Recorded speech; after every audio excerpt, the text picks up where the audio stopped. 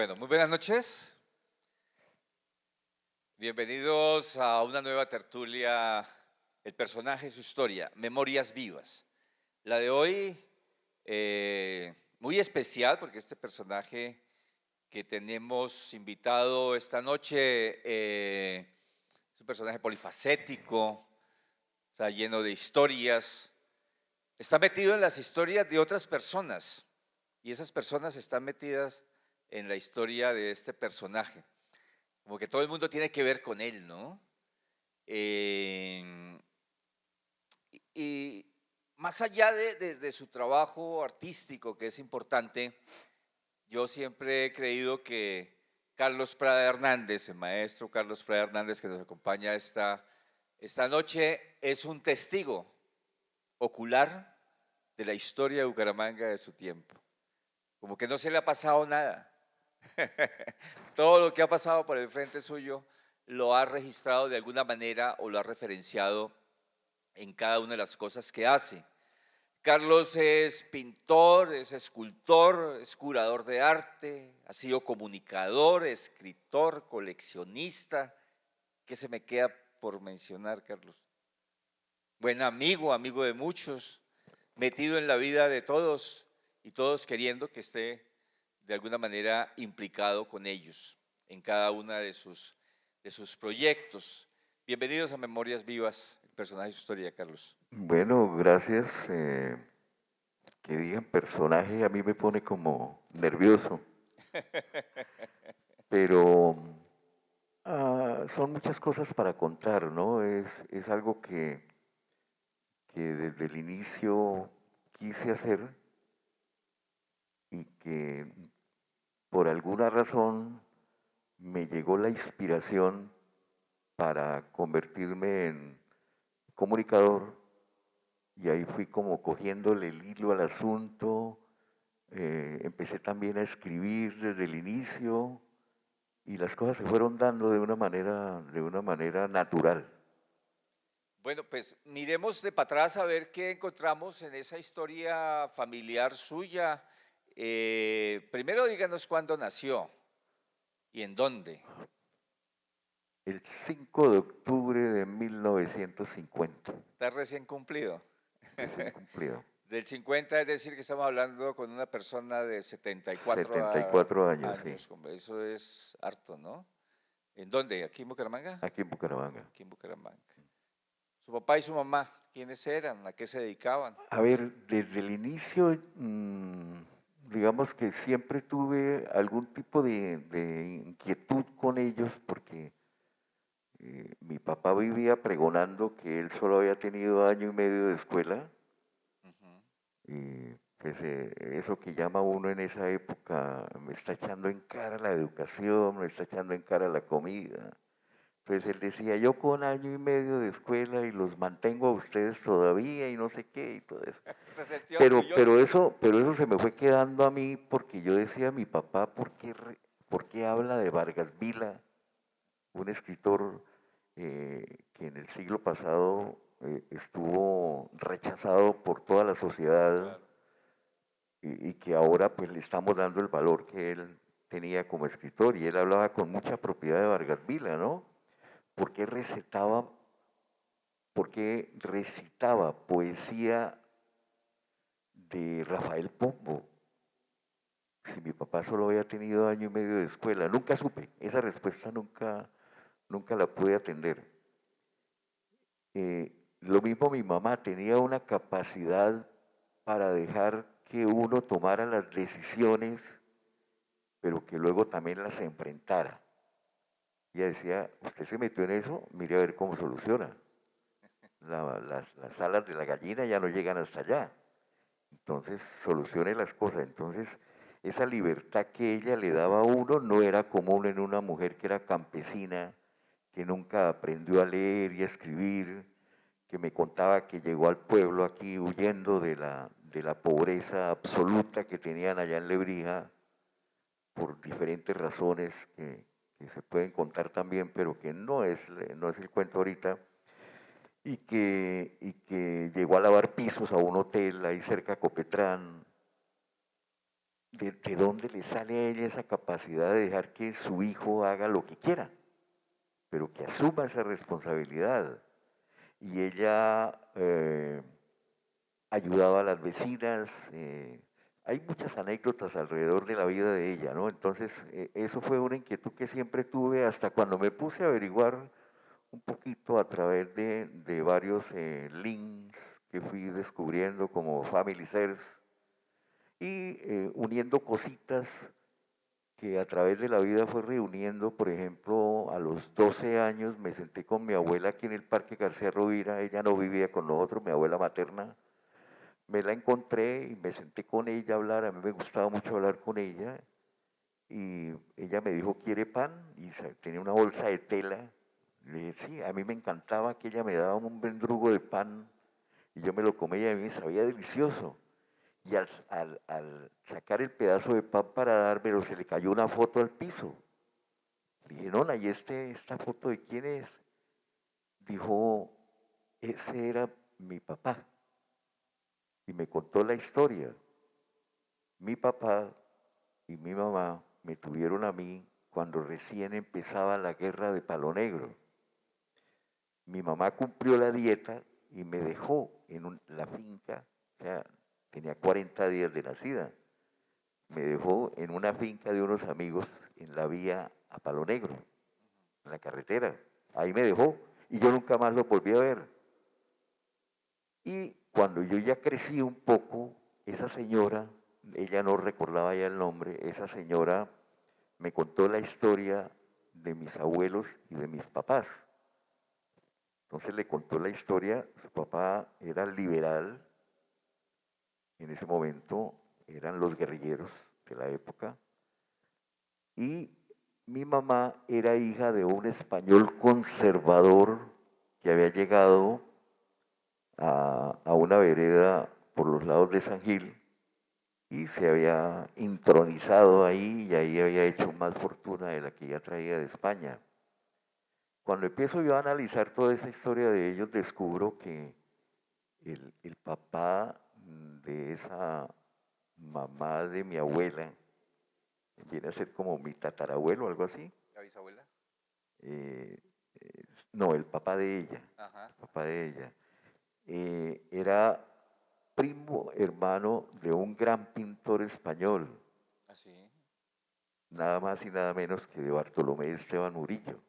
Murillo, el gran Sí, Murillo. y ella conservaba Eso era el barroco, ¿no? su segundo apellido era Murillo, ella lo conservaba. Tenían muchísimo dinero. Y el papá de ella eh, era hijo de un liberal, también muy adinerado, de esos mismos sitios cerca de San Gil. Un día, domingo, se conoció con una jovencita de 14 años, que era la mamá de mi abuela, Anunciación se llamaba ella, Anunciación Ruiz Murillo. Ahí se conocieron por accidente, a ella se le cayó un pañuelo y él iba pasando por la iglesia, ella ya se estaba poniendo la mantilla para entrar al templo, entonces él se acercó y le largó a la niña el pañuelo. Y las miradas se cruzaron y ahí se enamoraron. Esa fue la historia que mi abuela me contó. Ah, mira. Resulta que este señor, antepasado, papá de mi abuela, decide un día robarse a la muchacha porque no les iban a permitir tener relaciones nunca. El uno conservador extremo venido de España y el otro hijo de liberales, imagínense, no los iban a dejar tener relaciones, entonces él un día se la roba y se vienen a vivir por los lados de Zapatoca. Y ahí es cuando lo agarra la guerra de Palo Negro, ahí es cuando dejan a la mamá de mi abuela sin herencia, porque el papá la desheredó. Yo escribí algo alguna vez donde digo el día que nos quedamos sin herencia, porque si no, pues hubiéramos tenido una herencia de familia en familia, ¿no? Y así es la historia peliculesca de mis abuelos. Mi abuela entonces se cría por ahí, por los lados entre Lebrija y Girón, eh, con muchas penurias, porque se crió en una finca como recogida, porque la habían dejado ahí. Y en algún momento, ya siendo un poco joven, conoce a un tipo muy rico y se casa con él. fueron casados por la iglesia. Todo eso lo descubrí ya después sobre la marcha, porque cuando mi mamá se fue a casar con mi papá por la iglesia, después de vivir un año juntos, se va al templo donde se supone estaba su partida de bautizo y jamás la encontraron. Nunca la encontraron. Entonces el cura le dio una dispensa que yo la tengo en mi archivo, una dispensa donde le dice que se puede casar porque la partida no la encontró. Claro, ¿cómo la iban a encontrar si mi mamá tenía un nombre mixto? Ella la conocí yo como Esther Hernández, pero mi mamá se llamaba María Esther y tenía otro apellido diferente al Hernández porque Hernández era el apellido de la mamá de ella. Entonces su segundo apellido era Hernández. Entonces nunca iban a encontrar la partida. Tiempo después, cuando yo voy a hacer un trabajo en el Museo de Arte Religioso de Girón, el cura había estudiado conmigo en el seminario, Jorge Ríos, y yo un día le dije, Jorge, déjeme buscar la partida de mi mamá, pues exhaustivamente a ver si la encuentro, y la encontré, porque coincide el nombre de mi abuela, coinciden las fechas, coincide todo, pero ahí descubro que ella tenía, un papá que se llamaba Agapito Traslaviña. Yo tengo que mirar el nombre porque no... ¿Agapito qué? Traslaviña, o sea, mi Trataviña. segundo apellido debería de ser Traslaviña en lugar de Hernández. Traslaviña. Traslaviña. Debería de ser Traslaviña. Cuando yo le conté a mi mamá, me acuerdo tanto que ella estaba terminando de hacer el almuerzo, llegué yo al mediodía y le dije a mi mamá, encontré su partida de bautizo y le conté en 2, 3 palabras lo que había descubierto. Me dijo, déjeme eso ahí quietico mejor. Y nunca quiso dejarme hablar del tema. Yo tengo esa partida de bautizo y todo eso, ¿no? Ella ya había pasado la página de su historia. Sí, sí. Entonces mi mamá se crió, a pesar de que su mamá se había casado con un hombre rico, porque ahí descubrí que estaba casada, que la iglesia, usted sabe que en esas épocas no perdonaba eso, si no hubiera sido hija, ¿cómo se le decía? Hija propia o hija no. Eh, Ilegítima, hija natural, ¿no era que decía? sí, hija Natural, ¿no? natural. Natural, era Si hubiera sido hija natural, no le colocan nombre de papá y ahí estaba el nombre del papá. Luego no era hija natural, por ahí Claro. deduce uno porque no he podido encontrar la partida de matrimonio, ¿no? Entonces ella se casa con este tipo y en algún momento él la deja. Era un tipo archimillonario de Lebrija. Ya le tengo por ahí la pista también. A ver qué le dejó. Y, y la abandonó y la dejó en la ruina. La dejó. Y entonces ellos tuvieron que pasar muchas penurias para... Por eso mi mamá nunca pudo ir a la escuela. Por eso mi mamá llegó aquí a Bucaramanga a lavar pisos en un hotel, ahí más arriba de Copetrán, lo que afortunadamente sirvió para que ella un día a las 4 de la mañana, cuando iba para su trabajo en el hotel, ella vivía más abajo, se fijara en un tipo que mantenía en un bar de esos de la 30, de la calle 30, que era una calle importante en ese momento en Bucaramanga, se fijara en un tipo que le parecía atractivo, contado por ella misma a mí, ¿no? Pero lo veía siempre con una mujer sentada aquí y otra acá, una en cada pierna, y la mesa llena de botellas. O sea, mi papá era alcohólico. Él le mandó una carta que yo conservo, se la escribió, es toda poética, a máquina. Me imagino que la mandó a hacer porque mi papá nunca aprendió a manejar máquina de escribir, ¿no? Pero la carta sí la redactó él. Cuando llegó mi hermano mayor, ella le dijo, bueno, ahora sí, casémonos, y se casaron. Cuenta mi mamá que tuvieron que venirse, eran muy pobres, ¿no? Tuvieron que venirse a pie desde el barrio Modelo donde estaban viviendo, allá se habían ido a vivir después de que se fueron a vivir juntos, que era la casa donde ella había llegado cuando llegó de Lebrija, donde una señora que hacía tamales. Se vinieron a pie para San Laureano, que fue donde se casaron. Y mi mamá decía, de alguna manera irónica, decía, es que su papá no tuvo ni para la carrera de carro, para traerme a la iglesia. Entonces, Y su papá, además de tener una mujer en cada pierna sentada, ¿qué hacía? ¿A qué se dedicaba? mi papá, lo que yo he descubierto, digamos que a través de documentos, es que mi papá era campesino. También hay una historia detrás de él y es que su mamá era española, de esos españoles que llegaron a Zapatoca, y ella murió en el parto. ella murió en el parto. Y lo crió la mamá de su mamá, su abuela. Ella fue la que lo crió. Pero eran muy pobres, trabajaban en el campo y todo eso, ¿no? Pero usted, Esa es más o menos la historia. cuando usted nace, ¿dónde están viviendo? Cuando yo nazco, mi papá ya pues se organizó, dejó el alcohol, mi mamá lo hizo que lo dejara. Jamás vi a mi papá tomándose ni una cerveza. Eh, Tuvieron cierto capital, mi papá compró una casa en la carrera 14 con calle 33. Ahora hay una bomba de gasolina ahí. Yo alcancé a conocer esa casa. Ahí en esa casa nací yo. De Ahí en esa ahí, bomba. en la bomba. De ahí se quebraron, porque mi mamá tenía un carácter muy difícil, bastante difícil. Entonces mi papá me contaba, es que a la hora, tenían restaurante y hotel ahí. A la hora del almuerzo, que eso estaba lleno de comensales, mi mamá se agarraba y peleaba con todas las empleadas y las echaba.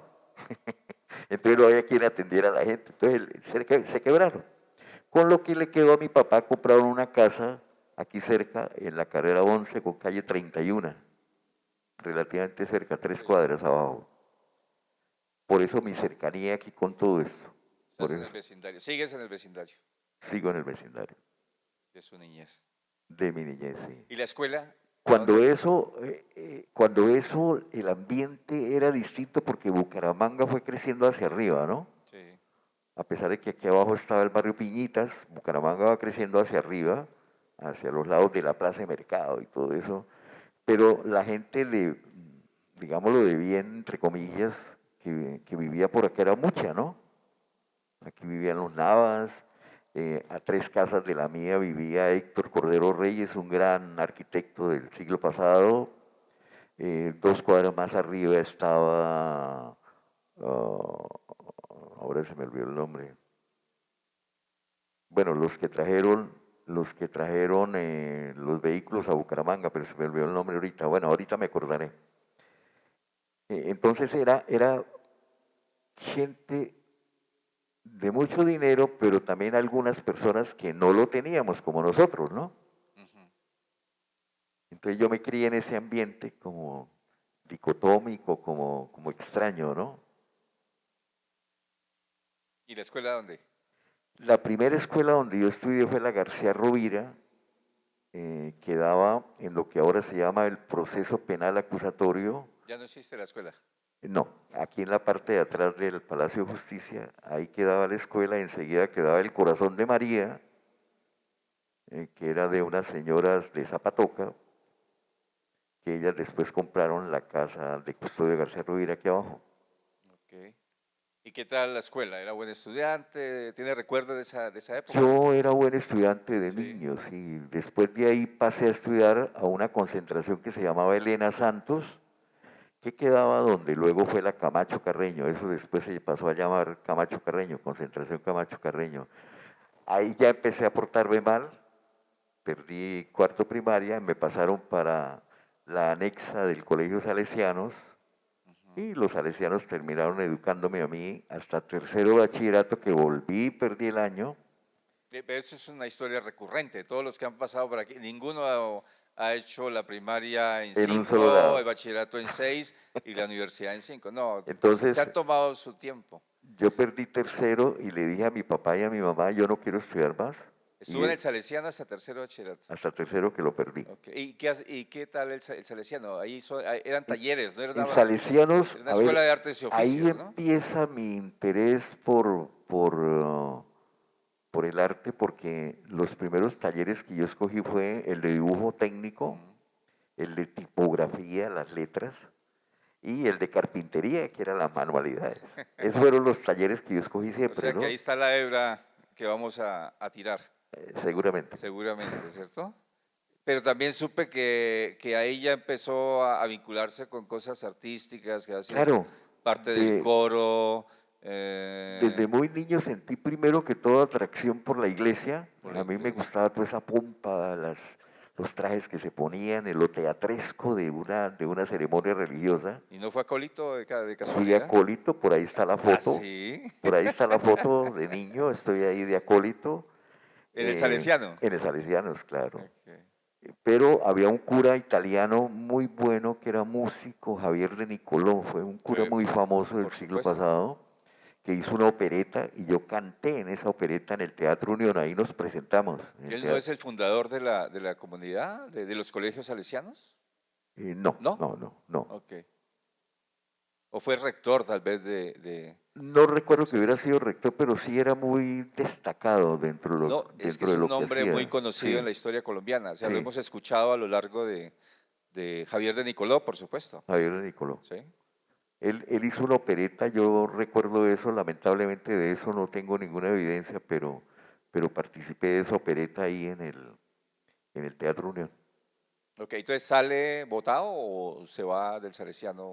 No, yo termino ahí, le digo a mi papá que no quiero estudiar más y entonces me dijeron, bueno, pues mire a ver, busque trabajo o alguna Ujú, cosa. Ellos siempre aceptaban lo que yo decía. Siempre tuve esa libertad, que eso ha sido muy importante en mi vida. Y yo decido, en algún momento, a mí me gustaban mucho los números también, irónico, y decidí estudiar contabilidad. No había la carrera, entonces tocaba estudiar en Escolombias. Me meto a Escolombias.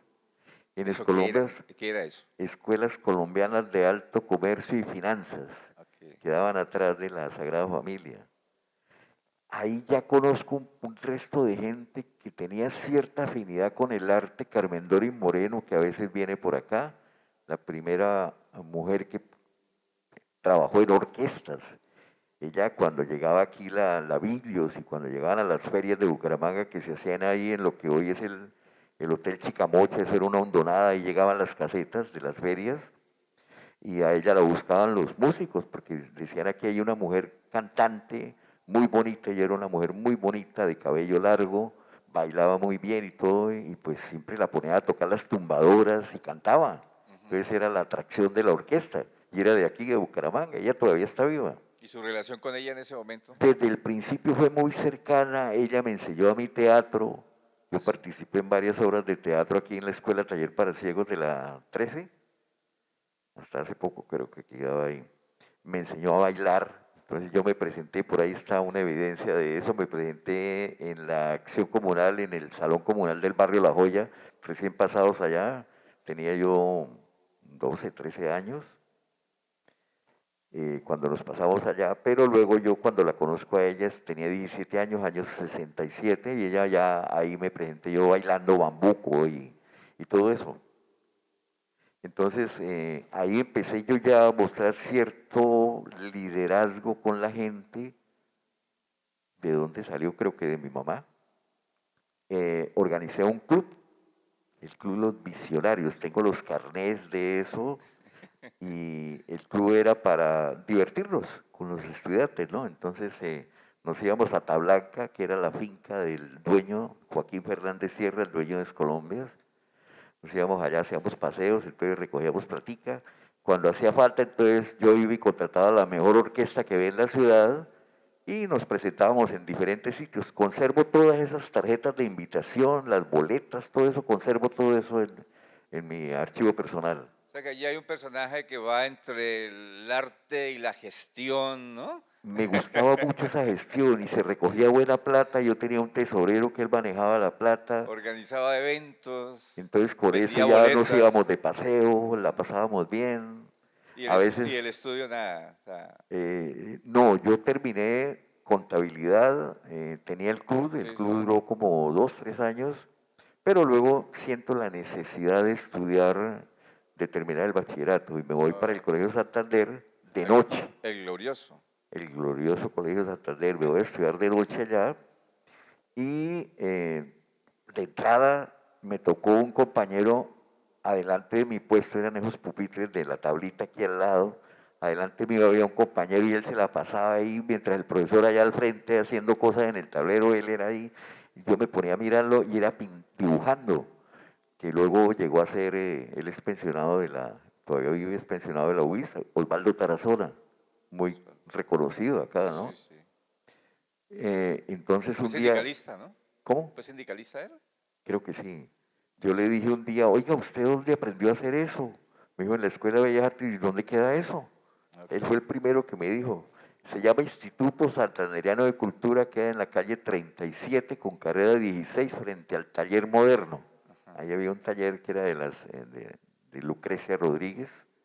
Tenía el taller moderno ahí de platería, famosísimo taller, ¿no? Entonces allá me fui yo a averiguar cómo hago para entrar aquí y entré a estudiar ahí. Ahí tuve los mejores profesores que alguien pueda tener, que fueron Mario Hernández Prada, Carlos Gómez Castro, Segundo Agelvis, Humberto Delgado, Rafael Prada Ardila, Hugo Chacón, me dio clases David Consuegra, Por favor. que ya había llegado de estudiar en Estados Unidos. Ujú. Él trajo el diseño a Colombia, ¿no? En fin, cantidad de profesores, Floralba García, que nos enseñaba cuando eso, pintura mural al fresco. Tocaba tumbar el Sí. friso de la pared, construir un friso especial, preparar las tierras para pintar con ¿Cómo se eso. llamaba la institución? Instituto Santanderiano de Cultura, El INSAC. INSAC. INSAC. El INSAC. El que creó el Solo maestro existen dos Hernández. libretas de Claro. estudio de esa época y una es la mía. ¿Y ya se había graduado del Santander? Entonces, ¿salió del Santander para allá o todavía No, seguía no, no, no. Mientras yo terminaba ya, estudié en el INSAC. al tiempo? Perfecto. Y se graduó del Glorioso y se En el, graduó. en el año, yo entré al INSAC en el año 70. Ajá. En el año 71, mi profesor al fresco ya me conocía mis dotes de liderazgo, de gestor, de todo eso. Y me dijo, oiga, Carlos, ayúdeme a hacer una exposición. Quiero mostrar mi obra aquí en alguna parte. Imagínense que en Bucaramanga no existía sino el Centro Colombo Americano y la Alianza Francesa, que tenían 2, 3 años de fundados en esa época, la Casa de Bolívar, que aún no era museo, y no más, pare de contar. No habían más sitios donde... ¿El Banco de la República? No, no estaba No todavía. estaba todavía. No, no había más sitios donde montar exposiciones. Yo me fui al Colombo Americano y allá le organicé la primera exposición que yo hice, que yo organicé en mi vida, la de ella. Por ahí está el afiche, en mi colección de afiches. Ahí aparece el curador, el organizador de exposiciones, que luego se desarrolla a lo largo del tiempo. Al año siguiente, otro compañero me dice, oiga, me fui a mostrar mi obra en la Alianza Francesa, pero me pidieron un curador. Le dije, ¿y eso qué es? Un curador. Eso fue año 73 ya. Ese año me graduaba yo de bachiller. Ah, pero ya se manejaba el concepto. Pues, pero yo no lo conocía. Usted no lo conocía. Es decir, ni siquiera lo tratábamos en la escuela, ¿no? Entonces, vamos a averiguar qué es. Entonces averiguamos y ya nos contaron qué era. Le dije, pues yo le sirvo de curador y fue la primera exposición de la cual yo fui curador, 1973. Ok. Ese año termino mi bachillerato a la par con mi hermano que me seguía a mí en edad, Ludwig. Él se graduó en el día, yo me gradué de noche. La, Y la promoción, ¿cómo se llama? La promoción Salvador Allende, nada Salvador más y Allende. nada menos. Yo hice, Promoción de bachilleres Salvador Allende. Ah, eso. ¿Cuál era yo hice el mosaico basado en la escultura que es homenaje al estudiante caído que está afuera del Ajá. colegio. Ah, usted lo hizo. Yo hice el mosaico, sí. Esa fue una de las primeras obras ¿Quiénes que eran hice, más ¿no? jodidos, los del Santander del día o de los de la noche? Los de la noche era, como todos éramos empleados de algún lado, Trabajadores. sí, entonces éramos más calmados, ¿no? Ah, ok. O estudiábamos en otro lado, como en el caso mío. Ya tenían obligaciones o cosas de esas. Sí, yo ya me retiré entonces de trabajar y mis papás me ayudaron para que pudiera seguir estudiando Bellas Artes, que eso era extraño, ¿no? Que dos personas campesinas ayudaran al hijo para que estudiara Bellas Artes, que a uno le decían que era el vago de la familia. Ujú. ¿Por qué me buscó trabajo? ¿Por qué no estudió otra cosa? Era el vago de la familia, era la época de los hippies. Entonces era el hippie, Pero usted no era hippie. pero yo no era hippie, ¿no? Ok. ¿Y el INSAC duró entonces cuánto tiempo estudiando? ¿2 años allí? En el INSAC estuve, no, casi 3 años. 3 años. La, la primera vez, ¿no? ¿Siempre estuvo el INSAC ahí Ahí. o lo Ahí le trasladaron? hicimos una huelga a Mario Hernández Prada ¿Y por por qué? alguna situación administrativa que hubo. Entonces cerraron el INSAC, que era del departamento, y ya construyeron la Dirección de Cultura Artística de Santander. Usted DICAS. estuvo en esa transición Y yo me fui, no, yo me había retirado ya cuando la huelga, me fui cuando eso nos visitaba mucho, en el INSA nos visitaba un artista a quien yo ya había conocido 2 años atrás, en 1967, yo con 17 años, 3 años atrás, ya lo había conocido por pura casualidad, Jorge Mantilla Caballero. Él nos visitaba ahí y nos enseñaba, llegaba, teníamos algo así armado como esto ya en barro, ya llegaba y lo desbarataba y me dice, no hagan eso, hagan esto, y llegaba y hacía sus mamarrachos, ¿no? Pero ya en la DICAS. No, ahí en el INSAC. ¿En el INSAC? En el INSAC. Ok. Entonces, ¿qué pasa? Cierran el INSAC y él escoge a Aurora Bueno, a Raquel Ramírez y a Carlos Prada y nos lleva a estudiar a su casa, que era en Florida. Ellos vivían ahí al lado del templo de Florida. Ahí nos fuimos a estudiar con él. Y él era el maestro. Él era el maestro. Ok. Yo tengo obras pintadas por mí de esa época. Además con esas maestrazas, ¿no? Pues imagínense, y con esas dos mujeres que ya eran artistas ya, porque Claro. Aurora Bueno, desde que yo la conozco, era ya una artista ya de gran talla, ¿no? Ok. ¿Y ahí usted se va a estudiar escultura a la DICAS entonces? De ahí me voy yo, me paso averiguo dónde había quedado la escuela y entonces descubro que arriba, frente al Parque Turbay, Sí. frente a lo que después fue Rancho Loco, el, Bueno, el negocio de Leonidas, el que fue ahí frente al Parque Turbay, pero días que... Pueblo Arrecho, ahí Pueblo fue, Arrecho, sí. ahí al frente había una casa vieja, ahí quedaba Así me acuerdo. el Sí. DICAS. Estaba coincidencialmente el rector Ricardo Serpa Cuesto, que había sido rector del Santander, allá lo había conocido. Ahí entonces yo pedí yo dije que yo no quería hacer el pensum, sino que quería una especialización en escultura, que yo quería especializarme en escultura con Rafael Pradardila, que es el que le da el nombre a la sala de la UIS. Sí, sí, claro. Él había llegado de Italia y él conmigo no tenía ningún recelo, él me enseñaba todo lo que él había aprendido allá, me enseñó a hacer moldes en piezas, me enseñó a modelar muy bien. Pues ya hice mi primera obra pública, que es una virgen, Nuestra Señora de Pescadero, me la inventé yo, una Madonna, y Sí. está allá todavía. ¿Todavía? Todavía está ahí en la vía a Pescadero. ¿Usted la hizo o se la contrataron? No, me dijeron a mí que hiciera una virgen para allá y yo la hice. Ok. Está a mano izquierda yendo de para Sí, allá. sí, sí. Ahí está en una lomita, ahí está. Ahí Todavía está ahí. le ponen flores y farolas y todo. Y ahí como yo tuve una política desde el inicio que no sé de dónde la aprendí tampoco. Y yo decía, yo tengo que ser amigo de periodistas para que publiquen lo que yo hago. A mí me interesaba que eso saliera en el periódico. Y yo estoy saliendo, me acuerdo, desde el año 72.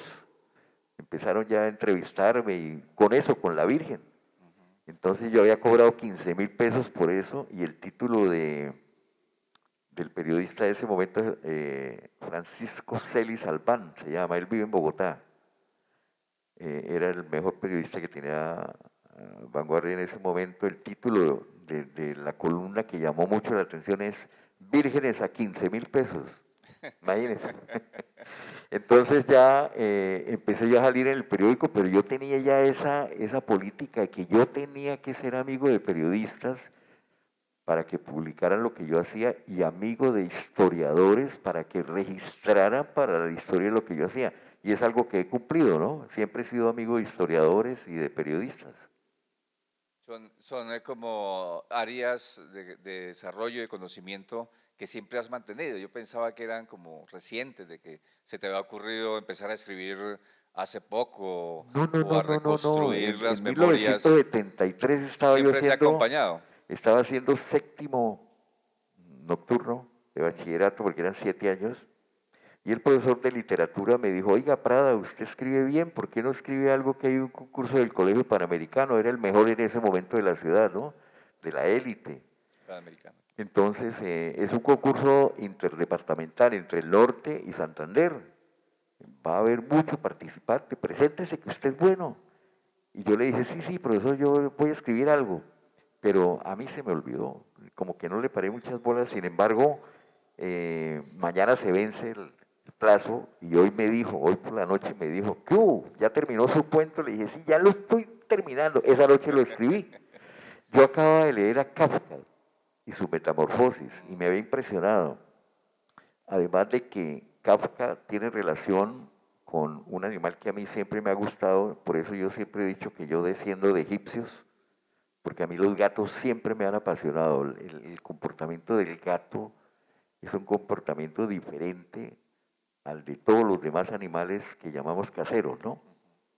Entonces, ¿yo qué hice con? Agarré Kafka, donde termina Franz su cuento, yo continúo. Yo me agarro de ese final y continúo un cuento que también llamé Metamorfosis. Lo hice en 1973 y me gané el tercer puesto entre 1000 y pico de concursantes. Eso fue fiesta en el colegio ese día. Mejor dicho. Entonces yo estoy escribiendo desde con eso y ya mi cuento salió en los periódicos y todo eso, ¿no? Ok. Te ha acompañado siempre eso. La primera exposición en la que participas, ¿te acuerdas de ella? No mucho. No, No, no te acuerdas. no, no. No he sido muy de exposiciones, por eso muy poca gente me conoce a mí como artista visual, ¿no? O plástico, porque he sido muy poco de exposiciones, sin embargo, siempre seguí como todo el método, primero lo académico, entonces hice muchas obras académicas, participé en exposiciones de obra académica, pintaba ángeles, pintaba madonas, pintaba paisajes, todo eso, ¿no? Eh, porque eso era lo que nos enseñaban en la escuela, ¿no? Ya después con Mantilla Caballero empiezo por otro lado, que es el expresionismo, y, y en algún momento me salgo un poco de eso, participo en el concurso de murales de aquí de la alcaldía, que se lo ganó Augusto Vidal con ese mural que está a la entrada aquí por fuera. Sí. Participo con una obra completamente distinta a todo lo que venía haciendo y ya empiezo a participar en diferentes eventos con obra de otro tipo, ya obra constructivista, obra, sí, diferente. Ok. Y ahora lo último que he estado haciendo obra abstracta, ¿no? Es lo último que he hecho desde el año 2015 que hice, estaba usted director Yo estaba allá. del instituto, sí. Eh, ya éramos amigos, ya nos habíamos hablado aquí muchas veces y yo dije jamás iré por allá a pedir un favor, pero Mantilla Caballero me agarró ese año y me dijo, yo quiero que usted haga una exposición individual y yo quiero ser su curador. Entonces ante eso pues yo dije ya no me puedo negar, porque era estarle haciendo el feo a él, Sí. ¿no? De que no fuera mi curador. Entonces me dijo, es que usted no quiere que yo sea su curador. Le dije, sí, claro que quiero. Entonces organicé la exposición, pero decidí fusionar la exposición de mis obras pictóricas con otras cosas que me han gustado siempre, como es el performance. Entonces la exposición fue toda un performance en el que el público que iba a visitar la exposición no sabía que formaba parte del performance. Y me hice un desarrollo escénico copiando la entrega del Oscar, que siempre me ha llamado la atención. Me parece que es un gran performance en el que participan los artistas del mundo, ¿no? Entonces me hice, pero yo no lo hice con un Oscar, lo hice con mi señora La Paleta, con una hembra. Hice la escultura, puse unas estatuas vivientes a la entrada, tapete rojo, armé la exposición ¿Eso, toda eso dónde fue? en el instituto. Yo sí, sí, me acuerdo, es que me está contando Usted y... se despidió de mí, pero no se quedó a la exposición. Sí, sí, Nos sí, vimos me acuerdo. cuando yo estaba armando todo el tinglado. Entonces yo tuve 2 bares ahí, pero en ninguno di alcohol, en ninguno di alcohol. En el bar de afuera se daba gaseosa y fresco, me lo hizo Iliana, y en el de adentro, que formaba parte de la exposición, nos hicimos unas bandejas en forma de paleta, porque era mi señora la paleta. Sí, sí. Además, mi señora la paleta es una figura de mujer con una paleta en la mano, es un homenaje a la paleta, ¿no? Que creo que es donde se hace eso que llamamos cocina en esa época, que era toda la alquimia de la pintura, lograr los colores a partir de los básicos. porque a mí me enseñaron a eso, a lograr los colores a partir de los básicos. Hoy en día no, hoy en día uno compra el color que quiera en el almacén, ¿no? Ya Cuando está. eso no, cuando eso lograba uno todos los colores que quería, que necesitaba.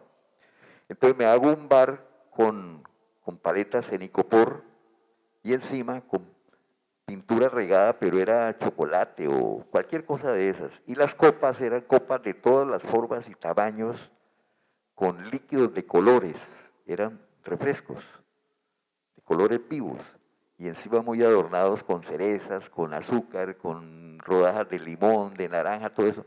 La gente entraba y tomaba eso y algunos me decían, oye, ese cóctel está como fuerte y de verdad se sentían como si hubieran estado tomando cóctel.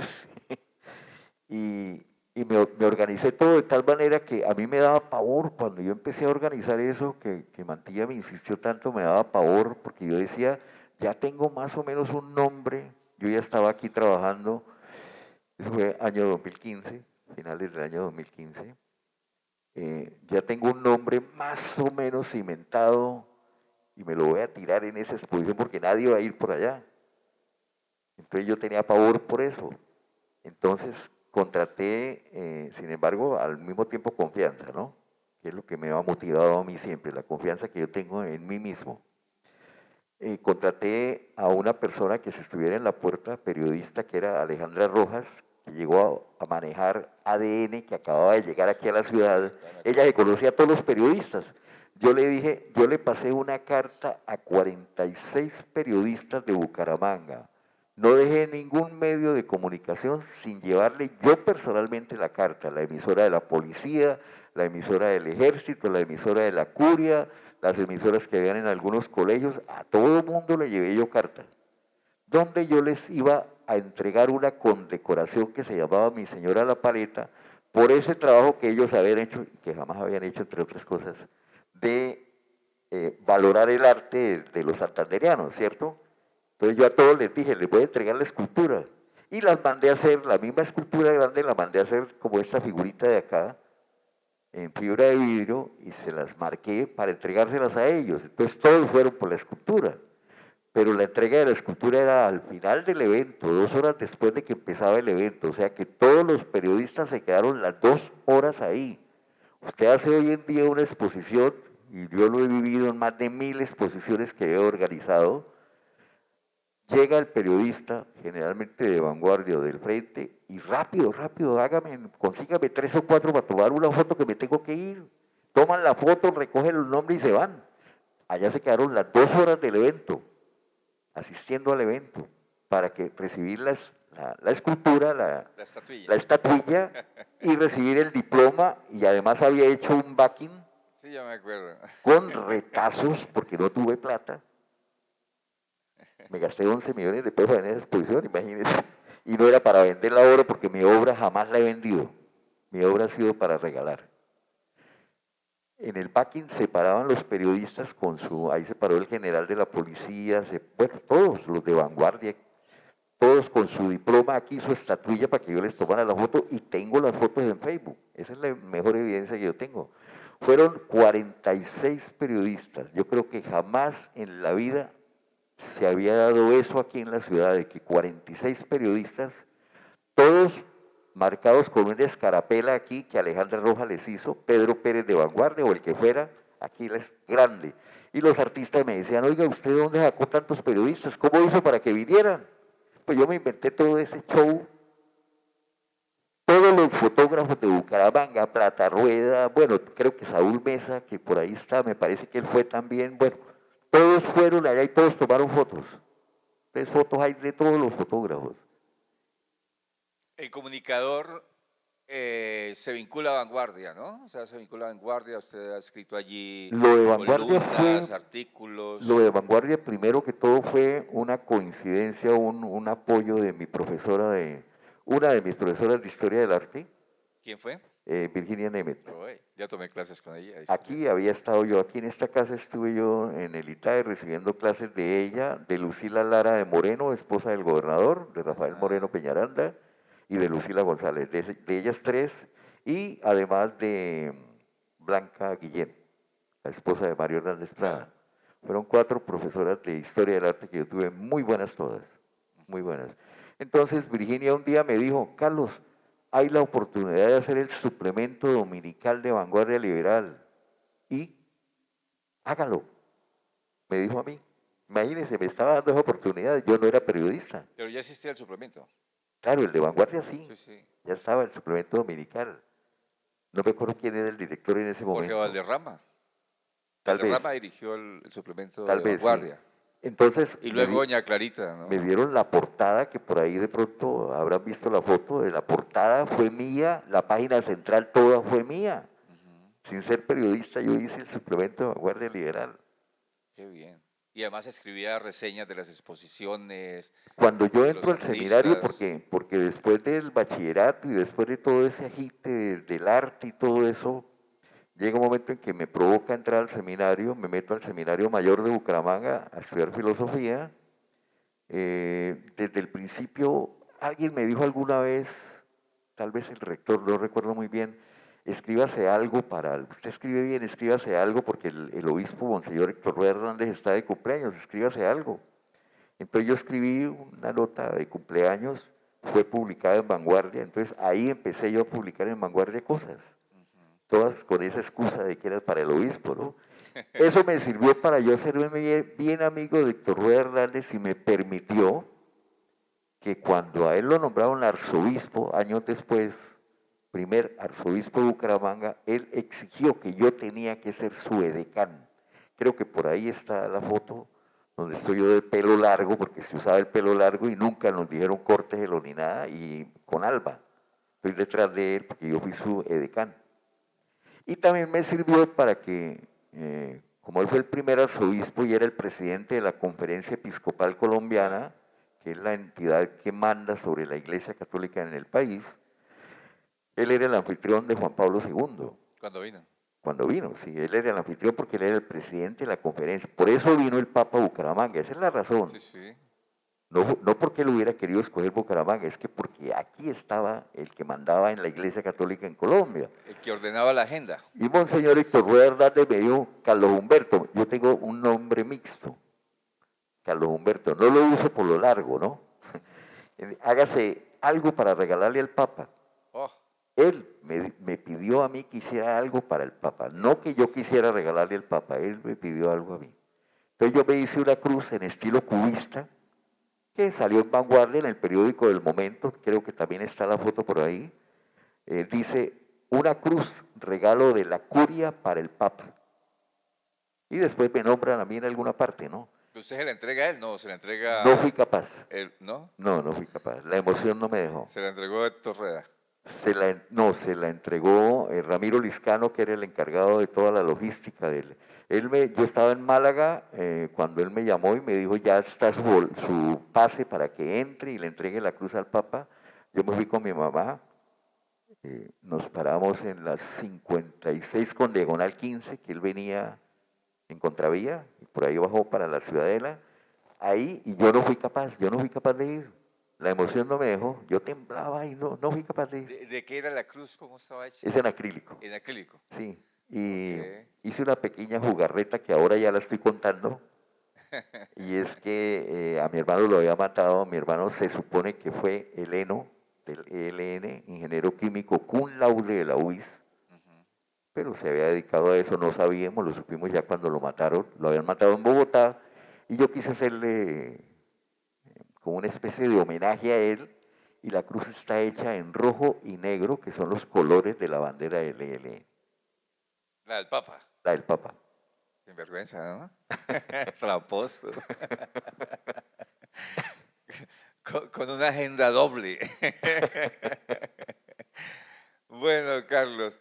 Y esa cruz, no sé en dónde estará, ¿no? ¿No sabemos o sí? Pues se supone que el Papa se las lleva algunos regalos que no son muy engorrosos, ¿no? Debe haber un museo de cosas que le Hay regalan, un ¿no? museo en el Sí. Vaticano, sí. Ah, perfecto.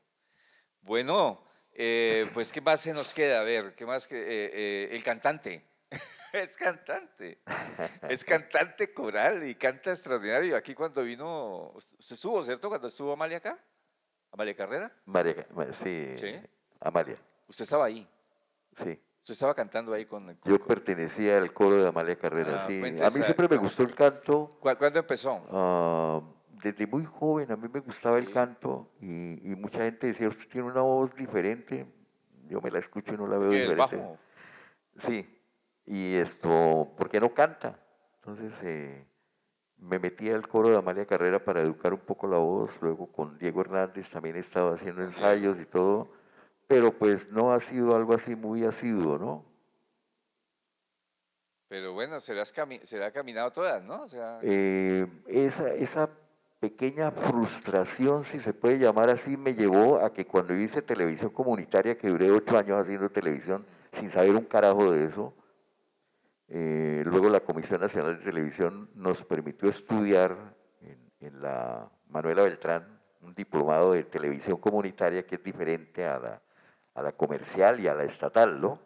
O a la ciudadana. Son varias clases de televisión. Conocer todo sobre leyes y todo esto. Yo llegué a ser el presidente de la empresa de televisión comunitaria. Me organicé un concurso de canto que se llamó Voz a Voz. Voz de voz ujú, y voz de voz, ¿no? claro. En la ciudad de La Real de Minas, con el patrocinio allá de Alexandra Ulloque, que era la administradora del centro comercial, y hice el evento durante 3 años seguidos. Ya en el último evento, que me hice una especie también como de performance, porque yo pasaba un personaje, subía un personaje, allá estuvo Mantilla Caballero, al escenario a anunciar el siguiente cantante. Entonces, al estilo Sí. también de la entrega de los Óscares, ¿no? A mí eso siempre me ha llamado la atención. Ah, Entonces, ahí me mandaron un comisionado de televisión a que mirara el evento y nos iban a patrocinar, pero luego se desbarató toda la televisión comunitaria, ya, pues ya no se justificaba hacer el evento, ¿no? Pero se entregaban eh, premios en dinero en efectivo y yo hacía que los entregaran esa misma noche en efectivo, no un cheque ni nada de eso, en efectivo se le entregaba. Ahí tuve varios cantantes ganadores, ¿no? De los que luego fueron claro. famosos. De los proyectos curatoriales que has dirigido, los tres más importantes. Bueno, para mí todos los proyectos han sido importantes, Ujú, todos. pero los tres más. Eh, eh, por ejemplo, lograr traer por primera vez en la vida una exposición individual de Enrique Grau a Bucaramanga, por primera vez, jamás, ni se ha vuelto a repetir eso, ¿no? Yo traje una exposición ¿Eso en qué época fue? no me acuerdo, fue en el tiempo que yo estuve acá, que Enrique fue, Santanderiano, ¿cierto? no, No. ¿Quién es? Enrique Grau era de Cartagena, Ah, es de Cartagena, pero sí. luego como Bueno, Panamá se había separado, ellos se fueron a vivir, su papá era diplomático, se fueron a vivir a sí, sí, Panamá, sí, sí, sí, sí, sí, entonces se sí. le considera entre cartagenero y, ¿Quién es el grabadista santanderiano que es famoso? ¿el qué? El grabadista. De grabado, no, sí hice una exposición para un grabador que ese también fue la primera y la única individual que se le ha hecho a él acá, que fue Augusto Rendón, que ya Ah, murió Rendón, también, ¿no? entonces. Y esas fueron dos. Y la otra exposición fue de Ángel Lócar, barranquillero, Ujú. también la única individual que se le hizo acá en Bucaramanga. Bueno, ¿qué otros proyectos curatoriales importantes? Muchos ha El habido, de Mantilla, ¿no? 50 años. Hice los 60 años de Los Mantilla 60 años Caballero, fue. sí, que fue un proyecto muy bonito porque me permitió sacar algo que tenía guardado y era que el arte se le debe enseñar principalmente a los estudiantes, Mm, porque es que los estudiantes de hoy mañana van a ser concejales, diputados, alcaldes, gobernadores, presidentes, hombres de empresa, y llegan allá y no saben de arte nada, porque es que nadie les ha dado la oportunidad. El estudiante está en la universidad estudiando. Entonces yo le dije a Mantilla y él me permitió hacer eso, y le dije, voy a llevarlo en simultánea, además se daban las condiciones, lo voy a llevar en simultánea a 10 universidades del área metropolitana, y lo llevé en simultánea a 10 universidades. Eso ocupó 800 obras en simultánea, no que las de aquí se las pasaba para acá, no. En simultánea yo mostré 800 obras de él durante un mes. sí, sí. Entonces, para mí ese es un proyecto muy importante. Además, traté de usar espacios no convencionales. Entonces yo ponía las obras de él en las cafeterías, en los lobbies de los edificios, por donde pasa el estudiante, porque él va de carrera a estudiar, él no tiene tiempo de pararse a mirar, y entonces mira, accidentalmente o coincidencialmente coge y mira, y así se dio todo, ¿no? ¿Esa es la de las figuras de mantilla en cartón? Sí, Que se asomaba, uno se lo encontraba por el camino de la sí, exposición. sí, sí, sí. ¿Y eso fue Ah. idea suya? Todo eso, pues, entre él y yo, ¿no? Entre él, Liliana y yo, claro. Ese fue espectacular. Sí, fue un proyecto muy Es- bonito, muy generoso por lo Fue que se hace poco, hacía. ¿no? ¿Hace cuatro Ya como años? 3 años, Como ¿no? 3 años, ¿no? Perfecto. Bueno, ¿y qué otros proyectos para darle paso a... Después tuve otro proyecto que fueron los 50 años de un pintor que yo no conocía mucho, que fue Jorge Granados, que murió hace un poco, Sí, a principios de este año, eh, que supo que yo había hecho lo de Mantilla y él había terminado un cuadro gigante que no cupo en ningún lado. Aquí era el único sitio donde podía exhibirse y tocó exhibirlo aquí atrás en el patio de atrás y tocó arquearlo un poco para que cupiera. Un cuadro gigantesco de 8 módulos. y Trabajamos 18 personas montando ese cuadro. cuando usted estaba aquí dirigiendo la No, yo curatoría, ya no estaba ya no acá, estaba no. acá. Eso fue el año pasado. Ah, sí, El sí. año pasado fue. Montamos el cuadro entre 18 personas, tocó, intervino mucha gente, intervino un herrero, porque tuvo que hacer unos herrajes especiales para armar el cuadro, y era un montaje por un día, era para mostrárselo al gobernador. ¿Y vino? No, pero mandó su gente, ¿no? Mandó su delegado. Sí, sí. ¿Cuánto tiempo estuvo aquí con la curaduría de Yo esa? yo sucedí a Yolanda Jazbón, que estuvo Sí, sí. la semana pasada acá. Ella se retiró y yo 6 meses después entré acá y me estuve 8 años. 8 años. 8 años. ¿Las tres más importantes que haya hecho? Las que le conté fueron acá. Sí, Sí, todas tres fueron acá. qué bien. Pero hice muchas exposiciones y para mí todas son igualmente importantes, ¿no? Ok. Y libros así destacados. Ese de los personajes populares de Bucaramanga, maravilloso. Ese fue el que usted me presentó, sí. Es un libro que quería hacer hace rato porque durante toda mi vida conocí personajes de la calle y yo siempre pensaba, este ser jamás llegará la gente a conocerlo, jamás va a trascender en la historia porque mañana se muere y todo el mundo se olvida de Mimimota Mi Mota, ¿qué o más hay? de Marujita o de Sí. cualquiera de ellos, ¿no? Entonces yo dije, voy a dejar una memoria sobre ¿Usted eso. los conoció Yo personalmente? ¿Habló conocí con de los ellos? 17 a 16 personajes, al único que no conocí fue al Águila Negra. Ok, mejor.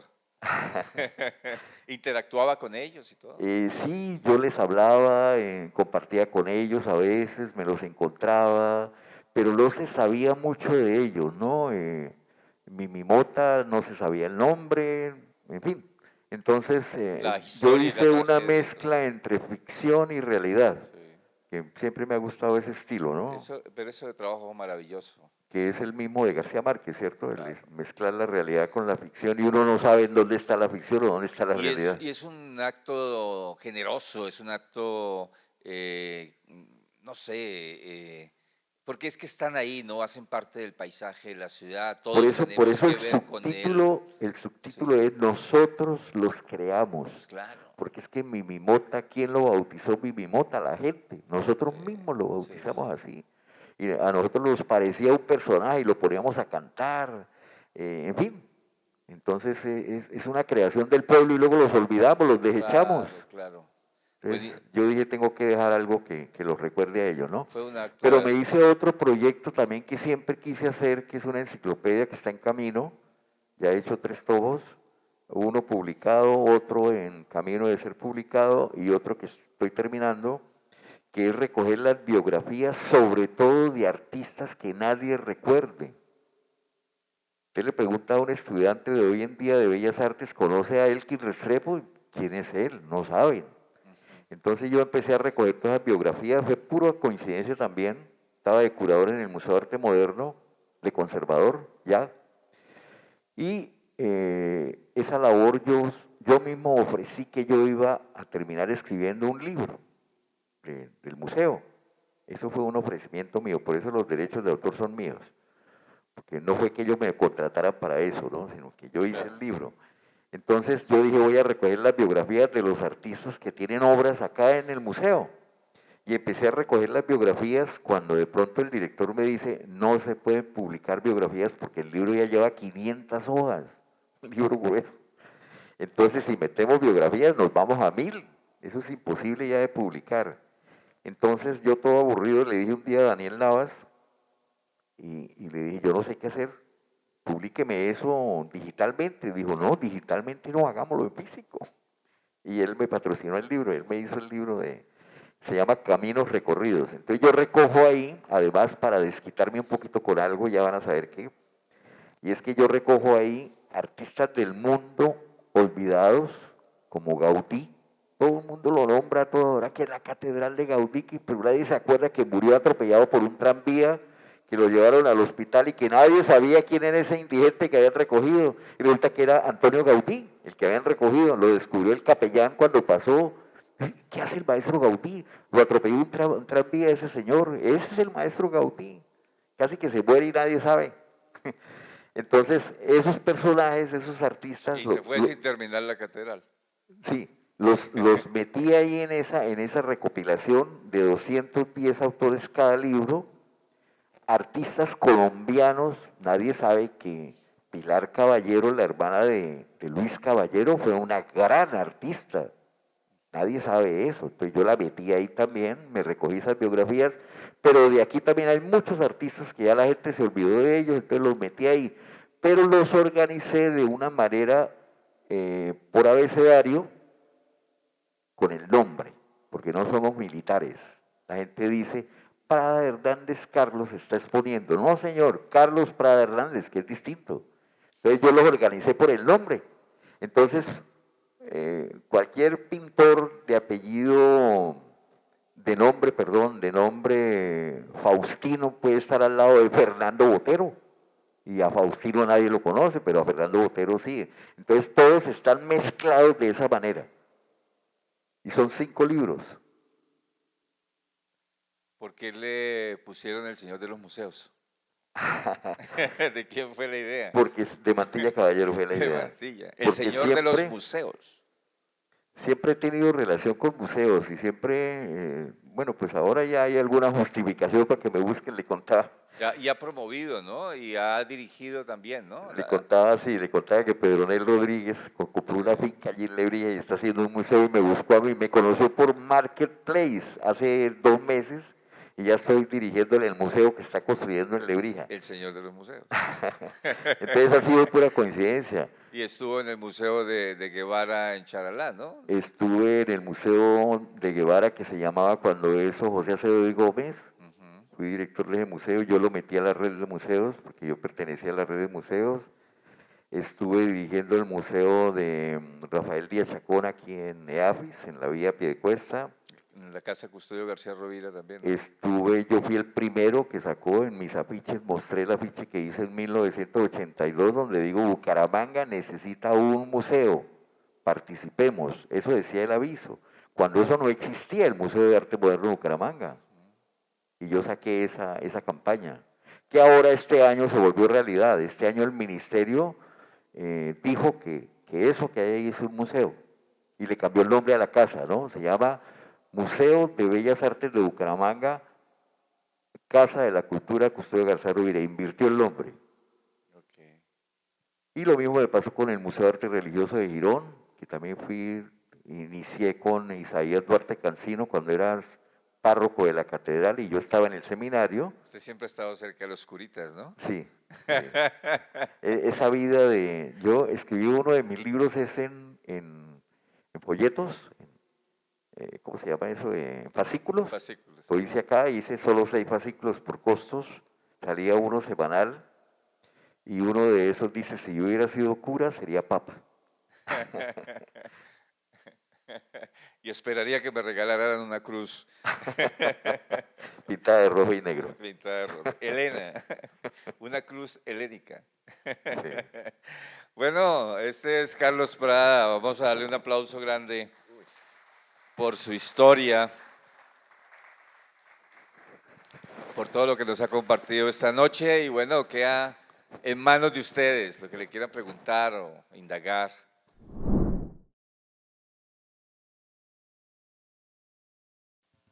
Bueno, muy buenas noches. Muchísimas gracias a ambos, Carlos, de verdad. Felices que estés una vez más en tu casa.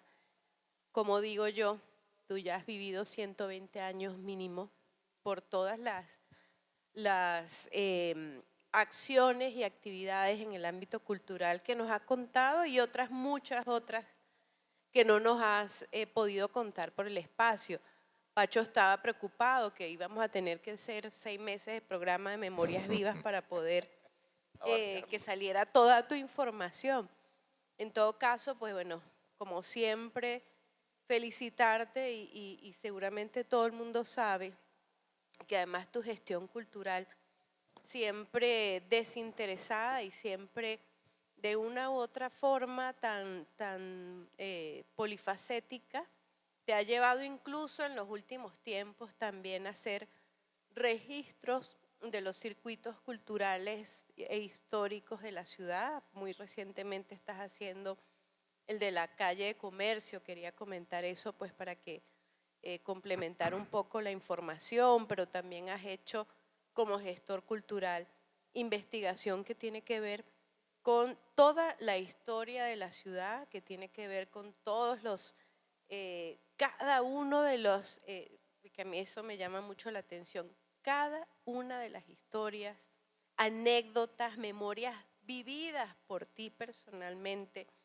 de las casas y el patrimonio, tanto mueble como inmueble, como tangible e intangible de esta ciudad. Verdaderamente eres un legado vivo y me alegra mucho que estés aquí esta noche en Memorias Vivas, un programa más que merecido para ti, apenas es un pedacito de lo que como ciudad te debemos, Carlos. Muchísimas gracias. Te debemos también lo del ataúd ese que querías poner. Como siempre, el teatro aflorando, ¿no? El teatro. Ahora sí lo entiendo. Es que cuando le dije que lo iba a invitar, me dijo que quería traer un ataúd y salir del ataúd, ¿cierto? Delante de la gente, que ya tenía el ataúd, que el ataúd lo tenía Mantilla Caballero y que él se lo prestaba. Y yo me quedé así, pues, ¿qué? Hasta ahora entiendo, es que está lleno de ideas de distinta índole, ¿cierto? Porque ha explorado diferentes escenarios en su vida. Y yo le decía a Sandra, no, eso rompe el modelo, rompe la línea de, no, y que salga el león de la Warner Bros., de la Golden Mayer, ¿no? Y claro, es que tiene un poco de todo, ¿no? Tiene todas las películas en la cabeza. Y ahora sí lo entiendo, pero para la próxima, Carlitos, ponemos el ataúd de Mantilla y tú sales de ahí. Bueno, ¿quién más quiere decirle algo a Pachito, Gabriel? Pachito y Carlos, hizo una referencia a una persona que fue para mí muy importante, que fue el padre Javier de Nicoló. Yo estudié la primaria y 3 años de bachillerato en el Salesiano de Duitama y tuve la oportunidad de conocer a los sacerdotes salesianos italianos que llegaron en los años 50 y principios de los años 60 aquí a Colombia. El primero que había venido el padre Cassini, que fue el que vino a manejar el leprocomio de contratación. Ellos, los primeros salesianos que vinieron a Colombia, vinieron a manejar los leprocomios de contratación y de agua de Dios.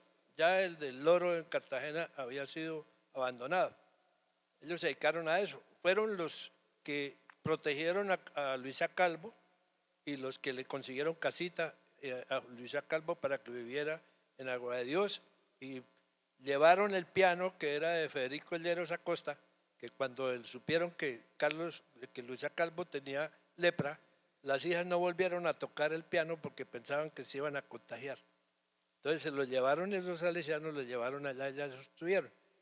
Los salesianos llegaron a Colombia y entonces en 1944, ahorita en septiembre, cumplió los 80 años el Colegio Salesiano de Bucaramanga. Y en Duitama llegaron 3 sacerdotes italianos, uno como rector Mario Bernardoni, que había sido futbolista, el otro Javier de Nicoló, que lo llamábamos La Mirla, porque era un cura alto, largo y zancón, Ujú. y el padre Rosario Bacaro, que prácticamente considero yo que fue el que me inició a mí en el campo de la sexología, porque cuando nosotros éramos preadolescentes, él nos dio una conferencia precisamente sobre sexualidad y escribió un libro que todavía sigue vigente que se llama El sexo es maravilloso, de esos salesianos. Y el padre Javier de Nicoló, en todos los colegios donde estuvo, creaba la escuela cantoro del colegio salesiano, se llamaba la escoro. Yo pertenecía a ese coro en Duitama. Y posteriormente el padre Bacaro estuvo en Bogotá cuando fundó la Ciudadela del Niño, la Ciudad del Niño, que reciente, él murió hace unos 10, 8, 10 años más o menos. Ellos fueron los que recorrieron aquí eso. Entonces yo tenía ese amistad, pues el cariño con los salesianos porque fueron parte de mi formación, mi educación y parte de lo que yo hago o hacía cuando estaba trabajando en el campo de la sexología con lo que aprendí el padre Bacaro. Entonces ese quería ser el aporte que le hacía porque Carlos también vivió con Javier de Nicoló. Gracias. Gracias, Gabriel. ¿Quién más quiere? Daniel. Maestro Saúl. Bueno, Carlos, buenas noches. Quiero saludarlo, quiero felicitarlo esta noche tan especial para ti y agradecerle todo lo que durante muchos años, estamos hablando de los años, comienzos de los años 80, me ha colaborado siempre en cualquier evento que he necesitado a alguien que me ayude, siempre de manera muy desinteresada, de manera muy importante. Carlos siempre ha estado presente. También agradecerle que fue la persona que cuando empecé a hacer mi archivo fotográfico histórico de la ciudad, fue la primera persona que nos colaboró. Yo empecé con mi hijo Miguel y contactamos a Carlos, que alguien nos lo recomendó, y él fue realmente el primer equipo que tuve fue Carlos, mi hijo Miguel y yo. ¿Sí? Posteriormente vino ya Gabaza y fue que ya se le dio mucho más cuerpo, mucha más importancia hasta nuestros días, ¿no? Pero le reitero mis agradecimientos, Carlos. Gracias, maestro Saúl. ¿Quién más quiere comentarle algo a Carlos? Daniel Navas. Bueno, Carlos, buenas noches. ¿Qué días estuvimos hablando largo tiempo? Hiciste una apreciación que quiero que la repitas acerca de una característica tuya, diferente de quienes evaluamos o estábamos como calificando en ese momento de cómo muchas personas ponen de precedente el protagonismo o el interés económico en el tema del arte y la historia. Entonces recuérdame ese concepto que me diste en ese momento de lo que eres tú frente a eso, el arte y la historia. A ver, yo he tratado de prestar un servicio porque creo que uno está aquí para eso, para servir. Y siempre me ha gustado hacerlo, ¿no? Siempre lo he hecho con el mayor de los gustos, sin ningún interés más que el de servir de algo.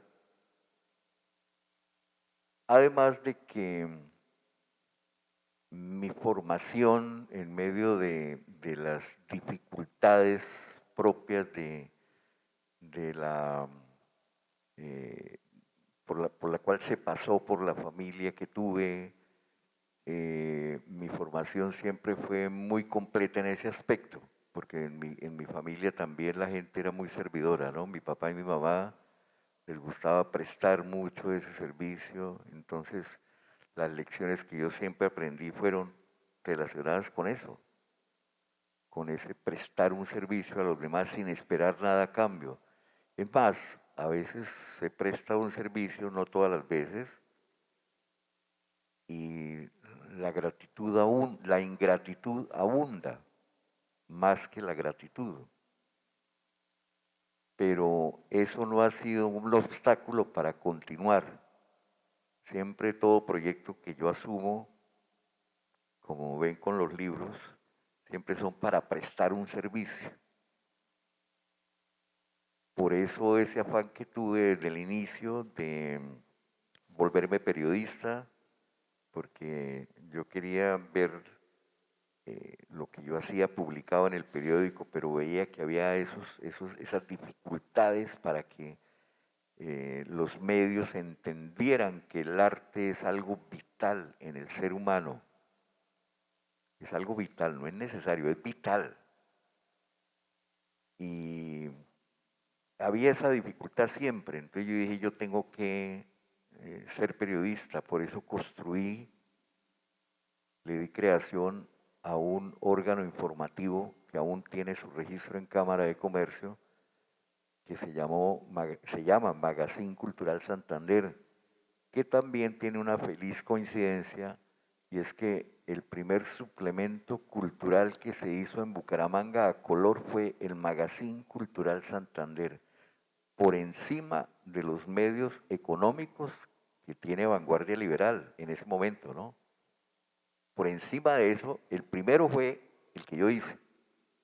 Y era un periódico en el cual escribían Otto Morales Benítez, Luis Alberto Acuña, es decir, grandes personajes del país que llegaron a ser amigos míos y que me facilitaban sus escritos para que yo los publicara ahí.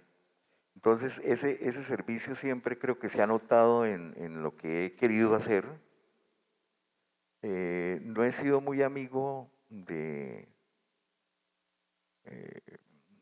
digamos que a pesar de que quería que publicaran mis cosas, no he sido muy amigo de ese protagonismo que no me parece que sea adecuado, ¿no? Me parece que ese juego del yo-yo no va conmigo.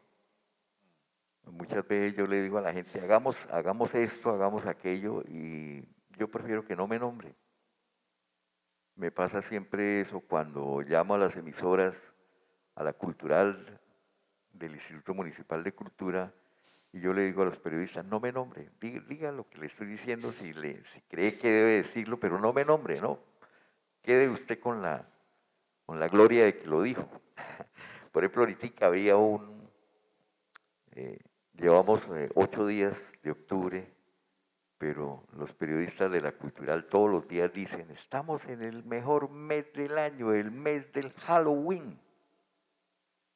Irónico, el medio cultural de la ciudad, el medio de comunicación cultural de la ciudad, alabando a una cosa que ni siquiera es nuestra. Entonces yo le escribí a un periodista, voy a reservarme el nombre, y le dije, oiga, ya dejemos de nombrar el Halloween, recordemos que octubre es el mes del artista nacional, por favor, y no me nombre, dígalo usted, y él así lo hizo esta mañana, él mencionó eso. Ha cambiado la cultural, ha cambiado. Bastante. Desde que nos fuimos. Daniel creo que quería decir algo. Daniel, sí. Bueno, Carlos, de verdad muchas gracias por compartir esto. Algunas de las cosas, yo creo que la mayoría no se las había escuchado, porque cada vez que se habla con usted se encuentran nuevos datos, nuevas historias, cosas que no conocía.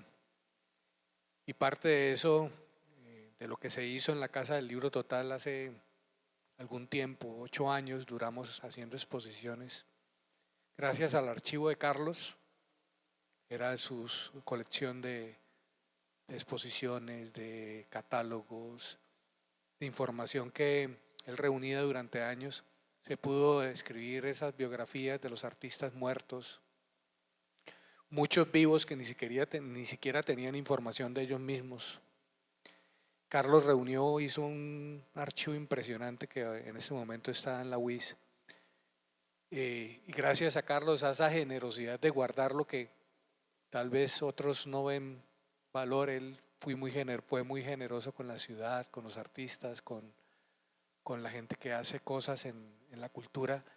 Pudimos tener esas historias en el libro total y en los afiches que regalábamos. que muchos de ellos, Carlos, los vimos puestos en las paredes de los talleres mecánicos o en las paredes de los colegios o instituciones. No podemos olvidar también, Carlos, todas las convocatorias que hicimos para pintar la historia, que fue un trabajo muy hermoso con grandes artistas de Santander, exposiciones colectivas que son realmente un legado que luego se convirtió en libros, las ediciones ilustradas de muchos libros que nunca se habían ilustrado. Invitamos muchos artistas, yo creo que más de 20 exposiciones se hicieron temáticas en torno a obras clásicas como La Vorágine, colombianas, con María, diferentes obras que se lograron publicar en papel. Gracias a Carlos, a ese mundo de amigos que tiene realmente Carlos, así él diga que no le reconocen, la mejor forma de reconocerle es con lo que hace. Y eso no hay mentiras ahí, todos sus libros, sus publicaciones, que ahora está dedicado a recoger en memorias que le van a servir muchísimo a la ciudad para recordar su historia, para tener ese legado. Entonces yo quiero es agradecerle, Carlos, por lo que ha hecho y que también agradecerle por seguir algunas locuras que se nos ocurrían nosotros acá en la Casa del Libro y algunas que seguimos haciendo. Y ser parte de esos proyectos que muchas veces no buscaban reconocimiento, sino el hacer. Nosotros también no somos de títulos ni reconocimientos, entonces somos de hacer cosas, de publicar, de dar a conocer la historia de nuestra región, de nuestros artistas. Muchas gracias. Qué bien. ¿Cuántas piezas tiene el archivo que le regaló la UIS? Yo creo que unas 5.000. 5.000. ¿Eso que eran afiches, tarjetas de Son presentación? 444 afiches. Entre esos la colección completa de afiches de esta casa. Maravilloso. Creo que no la tienen ustedes, ¿no? Se la regaló la UIS. Pero ya está bien protegida, ¿no? En el archivo Sí, documental. sí. Pues tengo que decirlo, es la única manera de estudiar el arte de Santander, no hay otra. No hay otra porque es que no existe otro archivo que recoja toda esa memoria.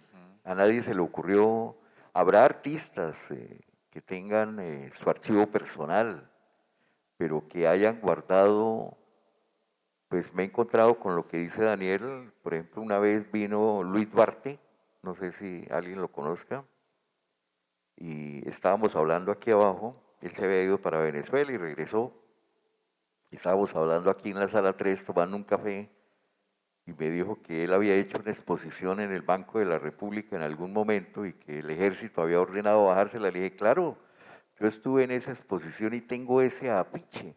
Dijo, no le puedo creer, yo no lo tengo, él no tenía ese afiche, yo lo tenía, ahora está allá en el archivo. Es un afiche que le diseñó David Consuegra. Perdón, un afiche, no, un plegable que le diseñó David Consuegra, eso fue diseñado por David Consuegra. Luis hizo un par de obras que eran, creo que eran dibujos, no estoy muy seguro, no recuerdo. Una mostraba unos policías persiguiendo, se veía ahí que eran policías persiguiendo unos estudiantes con su bolillo y todo eso. Y en el otro cuadro mostraba unos estudiantes persiguiendo unos policías. Como la canción de Piero. Creo que se basó en eso, ¿no? Y el comandante de la Quinta Brigada llamó a Gustavo Salazar, que era el gerente en ese momento del Banco de la República, y le dijo, no dejo inaugurar esa exposición, me hace el favor y me la baja. Y la bajaron. Eso creo que jamás ha vuelto a repetirse aquí en la ciudad. Fue al único artista que el gobierno de turno le mandó bajar la exposición y no la dejó exhibir. Y él no tenía ese plegable, lo tenía yo en mi archivo y ya está en mi archivo, ¿no? En la UIS. Y así por el estilo, tengo cartas que le enviaron a Mantilla Caballero que no las entregué porque me parecían supremamente agresivas y hubieran ahondado más la enemistad entre esas dos personas en lugar de servir de algo. Que me permitieron leerlas cuando me las entregaron para que fuera el mensajero, la persona que la escribió me dijo, léala. Y yo pues la pude leer, por eso sé lo que decía la carta. Y por eso tomé la decisión de no entregarla. ¿Estuvo bien o estuvo mal? No sé.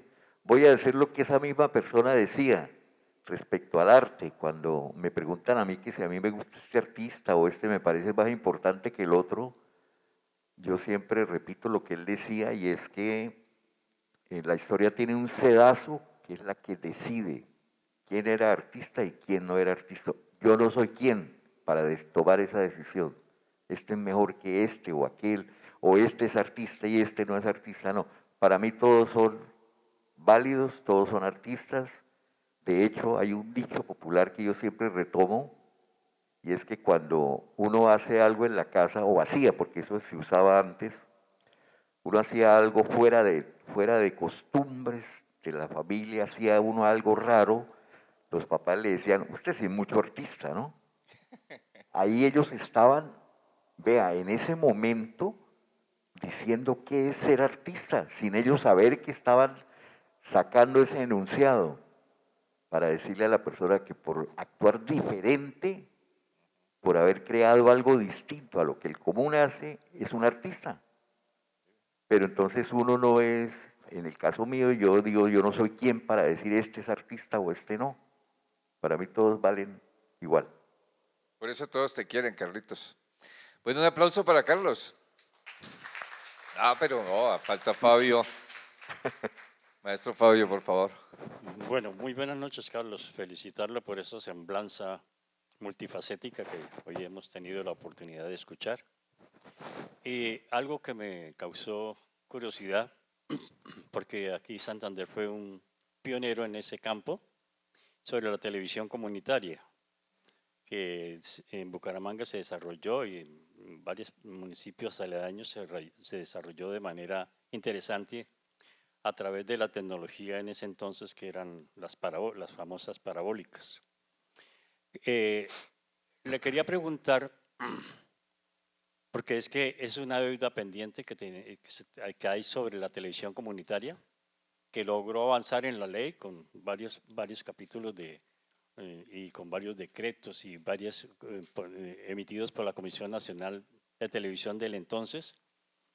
¿Qué experiencia y qué concibió en ese momento sobre la televisión comunitaria y hasta dónde pudo llegar con esa experiencia? Gracias, Fabio. Bueno, a ver, la televisión comunitaria, cuando decidí involucrarme en eso, allá en mi barrio, en La Joya, primero que todo supe lo grande que era esa empresa. Ella llegaba, era la más grande de la región, llegaba a 78 barrios del centro occidente de Bucaramanga. Eso es una extensión supremamente grande, 78 barrios, desde el barrio San Martín, debajo del puente del viaducto, hasta Centro Abastos y hasta el barrio Gaitán. O sea, una región supremamente grande. Eso me llamó la atención. Pero yo ya había leído algo sobre la televisión comunitaria en Europa por accidente, había leído algo, no porque yo me fuera a meter en eso ni nada, no, sino que ya había tenido conocimiento de eso, de cómo en Europa muchos presidentes, como en Francia, han sido puestos por las televisoras comunitarias de allá. Y yo pensaba, qué bueno que aquí se lograra que la gente entendiera la importancia de lo que es la televisión comunitaria. Es ese medio masivo que luego lo logramos a través del internet, pero que en ese momento era audiovisual también, y no sabíamos que lo teníamos, era un medio supremamente importante. En ese ir y venir, yo fui presidente de esa empresa durante 8 años, pero también manejé producción de televisión, entonces yo me metí en algo que tenía que ver con el arte, pero de lo cual yo no sabía nada, que era lo audiovisual. ya con el tiempo fui aprendiendo. Yo le di creación a un premio de televisión comunitaria. Yo le he dado creación a varios premios, ¿no? De televisión comunitaria y premiando a los camarógrafos, porque la mayoría eran gente que llegaba ya a aprender a manejar las cámaras para hacer televisión.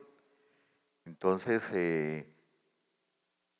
esa es la experiencia que deja eso y que con el tiempo se fue degenerando de tal manera que, por ejemplo, la empresa del barrio se acabó. ¿En qué momento pasó a ser privada? Si la televisión comunitaria es del pueblo, es un medio comunitario precisamente, por eso se llama así. Tiene unas leyes específicas. Hay 4 sistemas de televisión, que es la televisión del Estado, sabemos cuáles son los canales, la televisión comercial también sabemos cuáles son, la televisión ciudadana, por ejemplo aquí está Televisión Ciudadana, la televisión regional, el TRO, aquí en este caso, 5 son, y la televisión comunitaria, que desafortunadamente se fue acabando. Creo que ya no existen canales en Bucaramanga, no sé. El del barrio en todo caso se convirtió en una empresa privada, se la vendieron los administradores del momento a una empresa de Medellín. Ya hasta el nombre se lo cambiaron. Ahí se hizo mucho programa, hasta el archivo lo votaron. Se hizo mucho programa con artistas. Yo recuerdo a Mantilla Caballero haciéndole un homenaje a Reverón, el pintor venezolano famoso que pintaba en la playa, que hacía muñecas para él recrear sus cuadros y luego pintarlos. Él hizo lo mismo, Mantilla Caballero hizo lo mismo ahí, entonces le estábamos dando a ese público masivo de estratos muy bajos un sistema de televisión cultural. Esa fue una labor muy bonita por eso, ¿no? No sé si Saúl estuvo en algún momento allá, llevé a muchas personas conocidas, el Mundo Gabás estuvo, mucha gente conocida la pude llevar allá y entrevistarla. Entonces tal vez el aporte más grande es ese, el haber llegado a conocer un medio de comunicación que hubiéramos podido aprovecharlo más, pero que no hubo la voluntad política para hacerlo, ni la misma voluntad popular, ¿no? Porque la gente no llegó a entender qué era televisión comunitaria.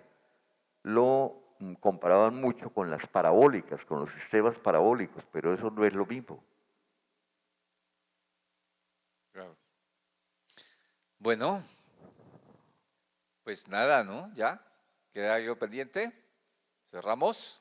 Cerramos con un aplauso para este gran señor, gran gestor y gran amigo de todos. Creo que Gracias, ya querían Carlos. preguntar algo. ¿Sí? Sí.